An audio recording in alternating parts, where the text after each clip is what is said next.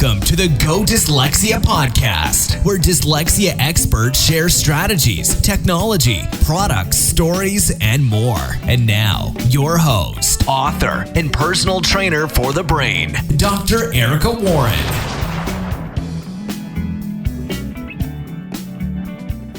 I am so pleased to feature artist, videographer, and dyslexia advocate Mike Juggins.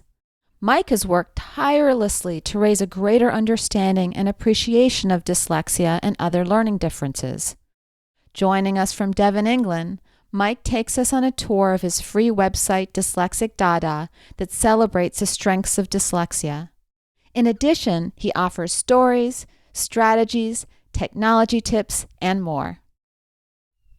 This episode of the Go Dyslexia podcast is brought to you by GoodSensoryLearning.com.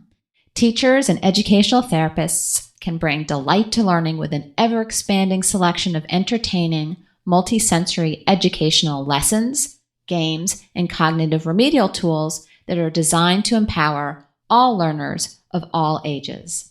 Hi, Mike. I am so excited to have you here on Go Dyslexia. Welcome. Thank you very much. And it's a pleasure to be with you, Erica. And so my first question to you, Mike, is what makes you a dyslexia expert?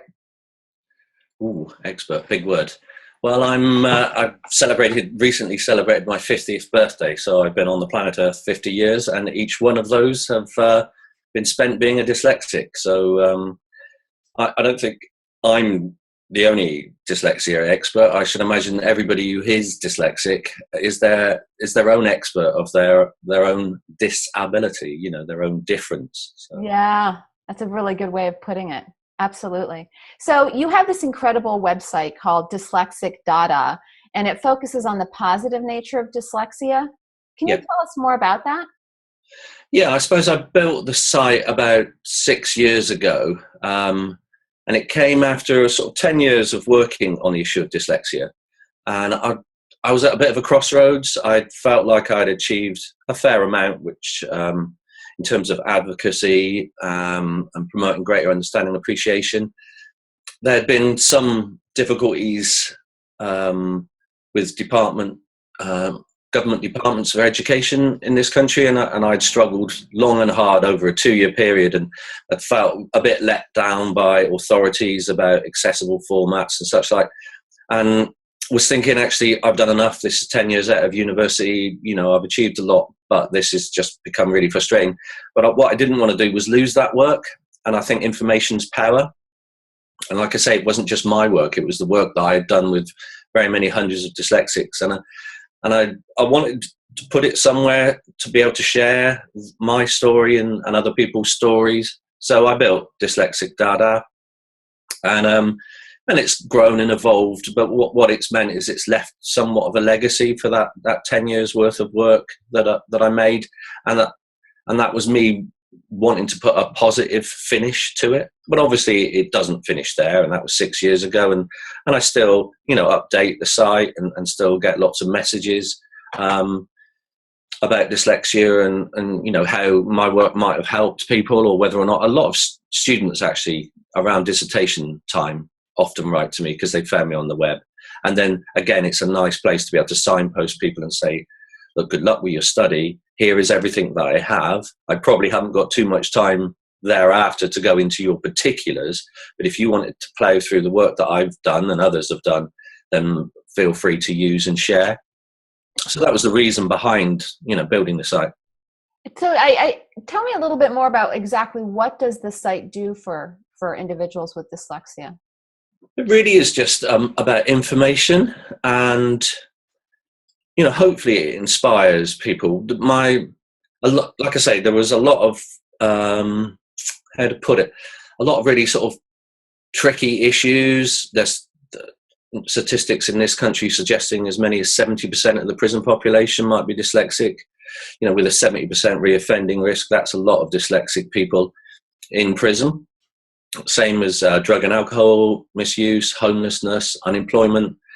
So a lot of key stakeholders in this country, government departments, social services, big employers, I still think there's, despite a lot of people's work on the issue of dyslexia. I still think there's a certain amount of misunderstanding about it, and so the site's there for people to visit and to take from what they will. So, for example, there's a lot of video on the site, not just myself but other people.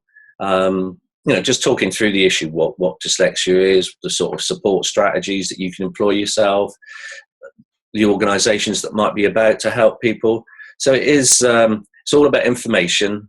I think I still do the occasional dyslexia awareness talk, and I might build somebody's website if they get in contact with me. But it's not my day job, so to speak. I don't market or I don't sell anything from it. I mean, if people want me to give a talk, then I'm often happy to do that. But it's more about putting that information out there in an accessible format. So if that's for a dyslexic and a dyslexic benefits from that, that's brilliant. But if it could be a professional or a parent.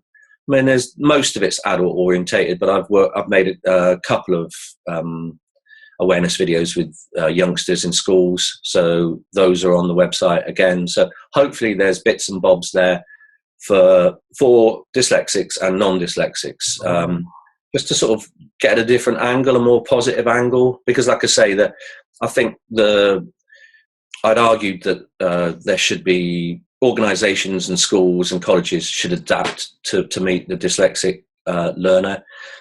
And some do, and many do not still. I mean, some schools here, we seem to be going backwards a bit. Some schools here barely recognise dyslexia. So I felt that it was important to focus in on the non-educational side of dyslexia, to sort of make it clear that we're all very bright and unique individuals, and this dyslexia, meaning difficulty with words, doesn't just define who we are. Yeah, so give me some examples of some resources on your site. Okay, great stuff. There it is. All right. I love that picture of you. It's great. No, thank you very much. So yeah, that Dyslexic DaDa, focus on ability. So this is just as I was saying, a way of recording for myself, I suppose, because things get lost over the years, what you've made and what you haven't made, and who you've made it with, and the friends you made, and hopefully, the people I've inspired. So there's a video here called Dyslexia, What's All About.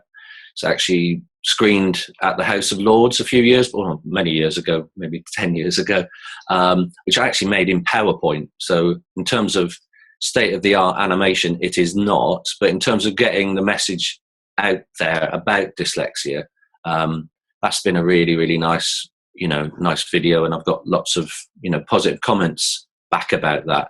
Fabulous. I'll definitely post a link. Oh, thanks. And then another one, I do quite a lot of work in the UK for a charity called the Dyslexia Foundation. And so this video here is made over sort of a 6-year period. So a lot of the guys were interviewed twice, with about 5 or 6 year gap. I've glued it all together with this effect. But what it does do is and their accent is very broad as well, because it was made in Liverpool, so most of the guys on the video have strong Scouse accents, which is interesting. But that's adult dyslexics sharing their stories, their histories, their difficulties at school, and their strategies for overcoming that. So that's the home page.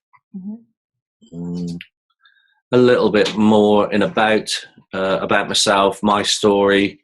And the reason I became active on the issue of dyslexia, because I see dyslexia as sort of a political issue as well as, an individual issue. So the illustration here was published in a couple of the national magazines, and again, just another more pictorial way of explaining what dyslexia is, what a cumbersome term it actually is to describe the beauty that is the holistic, natural brain that dyslexia is. So I've got a tab here just explaining the sort of work that I can do with people. I'm an artist and a filmmaker, I do like working collaboratively. So I've worked in schools and many social and business settings as an enabler, as a creative enabler. So in part, I share the skills that I have and encourage others to make new media or art or what have you. And often that's issue based. A lot of that work's been about dyslexia, but I've been involved with anti-bullying and drink driving, awareness raising and stuff. So any good cause really, I tend to throw my all into and behind. And then this page, for example, these are all free downloads. So I've appeared on the BBC radio, published in the Times Ed, and had work shown here and there. So there's some work there. And then under info, again, a lot of my visual work on the issue. This one here, for example, Change the Shape of the Whole. Just explaining how difficult it is for a dyslexic to survive and definitely, prosper in a word-based education system, which is something that I think the educational psychologist that statemented me at the age of 29 was amazed that I saw it in that way. But then, of course, I could only see education in that way because I was such a visual learner. I think I'd left school with no qualifications and pretty much functionally illiterate. And then by the age of 33, when I'm graduating and producing stuff like that and being published across the web and in many print places, that just seemed to sum it up. I'd written my dissertation 10,000 words, and I think I just was trying to condense what it was that I was writing, and this little image came out. But again, everything here is all about sharing. This diagram here, for example, just explains, what our education system does, how that it teaches and tests in words, and those are the very areas that most dyslexics find different, and that a more multisensory approach allows people with, a different form of intellect to learn a little bit about my art. All the way through. That's the main reason I went to art college. I came out of art college as some sort of dyslexic firebrand that wanted to change the world and how people were seen and considered and taught, and but my main love is painting, and maybe we'll have a little bit of a chance to talk about that later. So that's my DaDa site. Hopefully, I've explained that reasonably well to you. Beautiful. It's excellent. And it's so funny, that image that you have of the square peg in the round hole. I use that exact metaphor all the time in my sessions with students. That's absolutely bizarre. That exact image is exactly what I say. So I'm going to have to get a copy of that and put it in my office because I love that. I'll send you a copy. That would be brilliant. It's very, very cool. So now, you've said to me in the past that being dyslexic makes you a better artist. Can you tell me what you mean by that? A bold boast on my part, maybe. I love making artwork, and I think, I've studied art and I have a keen interest in art, and it's the likes of Picasso and Warhol and Rauschenberg. A lot of my favourite painters all had difficulties. A lot of them have passed away, it would appear, before clear identification of dyslexia. So Picasso might not have known he was dyslexic, and people say Da Vinci, well, how do we know that he was? Well, he was mirror writing. And I suppose the main thing is I think I could point to a history of very, very successful painters, but then that goes right across the arts, that where dyslexia is an advantage. The way our brains are set out, it is useful for video editing. So I find it really difficult to edit text. I'm not a bad writer now. I've taught myself over the years. I learned through voice to text, and then there's some wonderful computer technologies that just really, really do help, don't they? But I think being dyslexic makes me a better artist because the things that I struggle with in terms of memory, organization, and literacy difficulties have no impact at all on me and the canvas, or me and on a drawing, and that I can approach it in any way I like. I can start at the end and work backwards. I can do, there are no rules at all. I'm inspired, as I've said before, by the very many wonderful dyslexics artists that I follow in the footsteps from, Picasso, Warhol, Rauschenberg, all brilliant people that the gifts that dyslexia have, and I use the word gift wisely, because we have a whole number of difficulties as dyslexic people within a very complex world. But in those cognitive strengths, the visual processing, the ability to work kinesthetically is really, really important with this, with making art. I've got a really, I've got, like a lot of dyslexics I work with, I've got a very, very keen design eye. We seem to know intuitively what balances and what doesn't balance. And I've taught animation in schools, and often the children that are excelling in English are the children that are unable to visualize, particularly. They're not able to work out how an object could move through space and time. Whereas the dyslexics, normally often the troublemakers, the ones that are difficult to follow, that they're finding it difficult to follow, they're the ones that are just straight to the top of the class. And it's lovely to watch, because they point out to these children that they've spent years in the shadow of, saying, what do you mean you don't know how this moves? You don't know how that moves. Look at the camera, look at the zoom, So I've seen so many other dyslexics use their sort of more holistic brain structure to problem solve, which is what art is to a certain degree, about putting things together, about making balance and intuitive understanding of color, and all sorts of other wonderful little glitches that you'll find some people, myself included, would struggle in a formal education setting. The minute you're in an art studio, those I call it serendipity and spontaneity, those happy mistakes, the ability to follow a narrative. So if I set out a paint, a bleed, and to watch that bleed, and then to know when to work into it with other marks, and that playfulness, I suppose, is really in tune with making good art, I think. To be able to have fun, to be able to use those natural visual instincts, I suppose. Well, it's funny because, you're describing something that I kind of came up with a term called spatialization. It's not a real word, but I think that that's an incredible strength for dyslexics, in that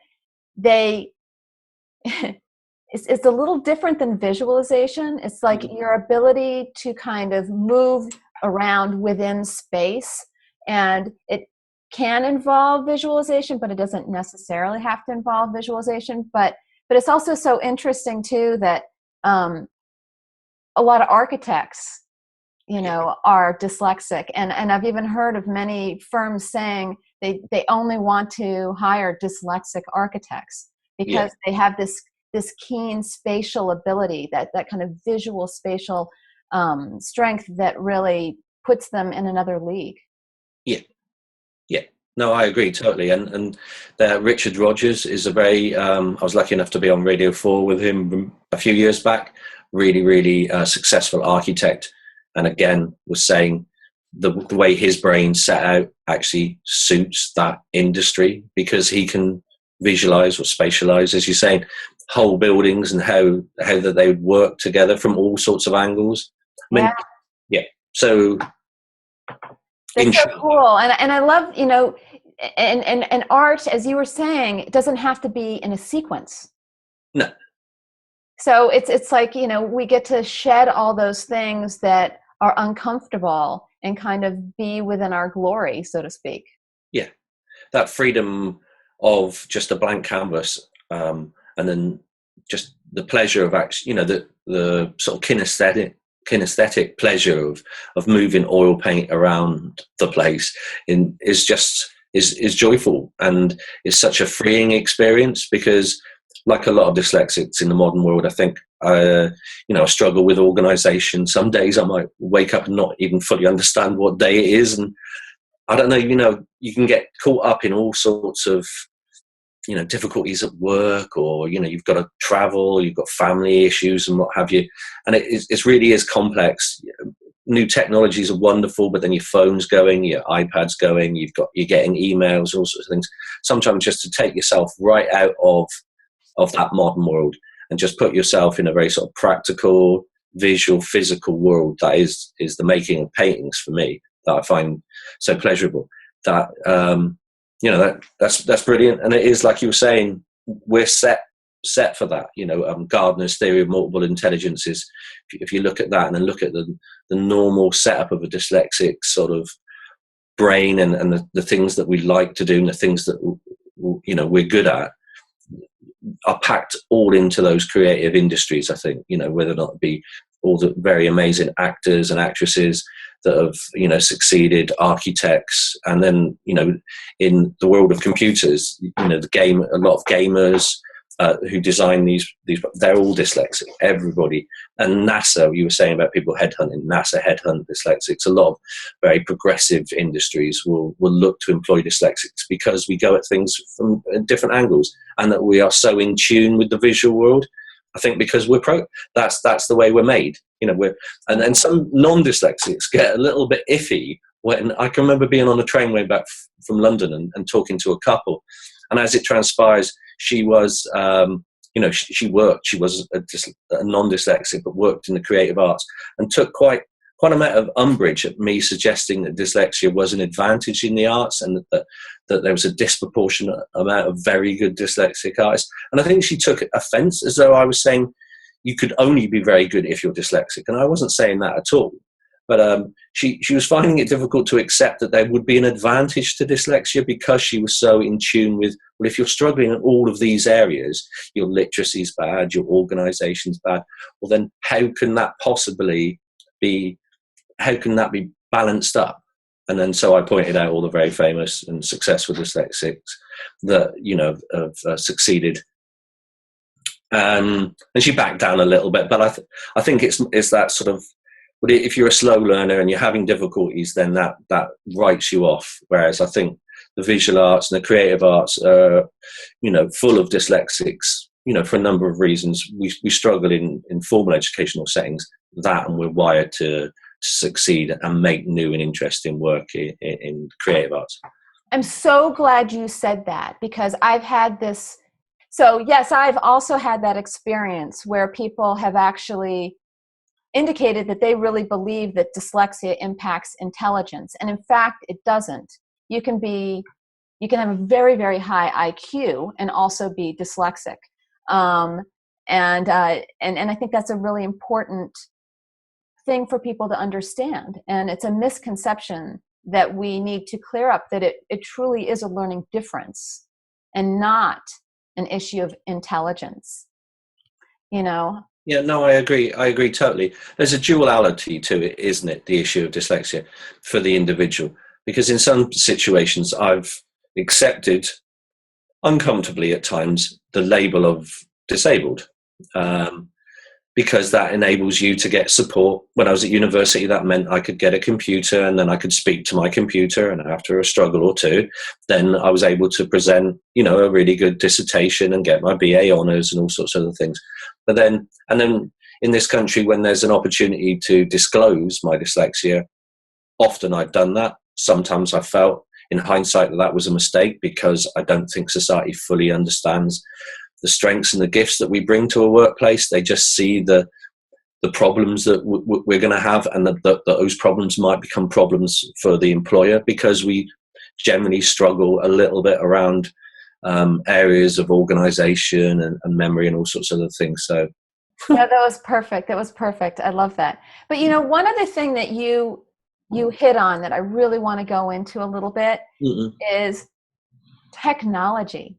Thank God we live in the technology age, because it really can be incredibly advantageous to individuals with dyslexia. What are some of the key technologies that you have used that have helped you to succeed? Okay, yeah, great.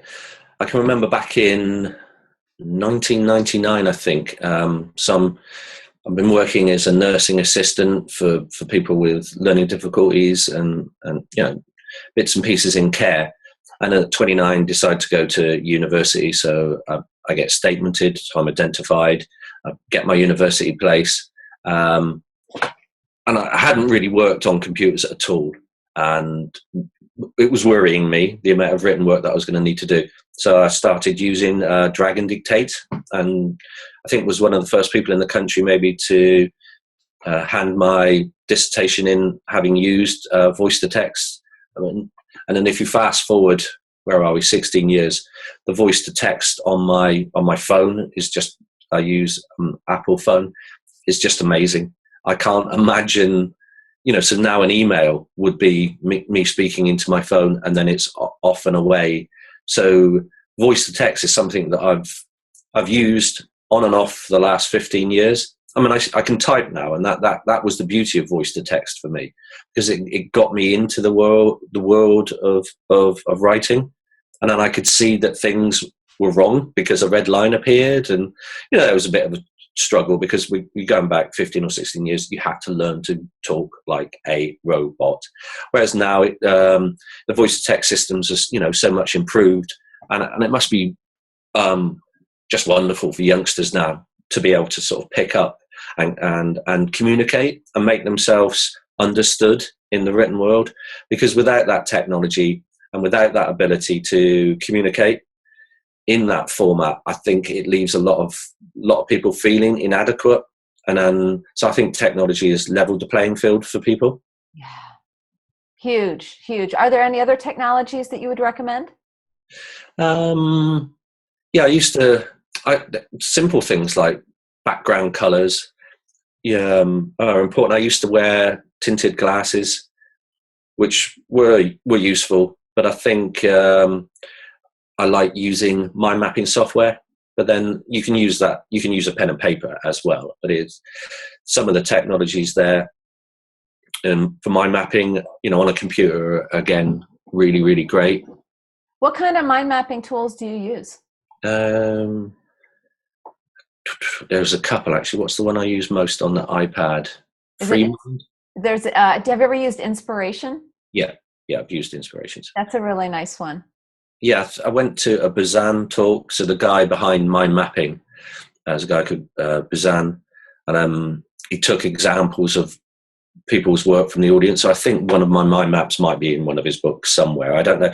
It just seemed to make total sense that that's the way information exists in my head, rather than it doesn't operate in a linear way. I find it very difficult when I read, actually, to retain information and create links. And whereas mind mapping, whether or not you're doing it as a group, or you're doing it on a piece of paper, or you're working into a whole number of apps and such like on computers, it just fits, it works. And then often from a mind map, I can bullet point, or I can timeline. So if there's a whole number of tasks that need to be done, or there's a whole number of issues that overlay, that I would choose to draw a diagram or an illustration, or, like I say, use a mind map to get my head around new things, or to record stuff as I make progress. Or if I'm trying to think of something new, that is definitely the way that I'd lay things out. So whether or not that's technologies as such, more about strategies, but accepting and acknowledging the fact that I'm so very visual, and that the only way that I really can store information, and then that information to make sense to me so I can move that information on, does need to be in a visual format. So things like this, the technology we're using now to talk to each other, is just absolutely amazing. And like I say, 10, 15 years ago, just unimaginable, really, how technology has moved on. And often the things that people find really, really cute about some advances are just absolutely amazing for dyslexics. Voice to text and video conferencing. They're just allowing people that have these communication issues, these text-based or auditory processing skills, or whatever the dyslexic difficulty might be. The internet and lots of new technologies really, really is just helping so many people. So it's brilliant. Yeah, I mean, having you here on Go Dyslexia, we're making all of your site, your knowledge accessible to people that just want to listen to a podcast or watch a YouTube video where they can hear what you have to say, and instead of having to read it. Is there anything else that you would like to share on what dyslexics can do to be successful in this world?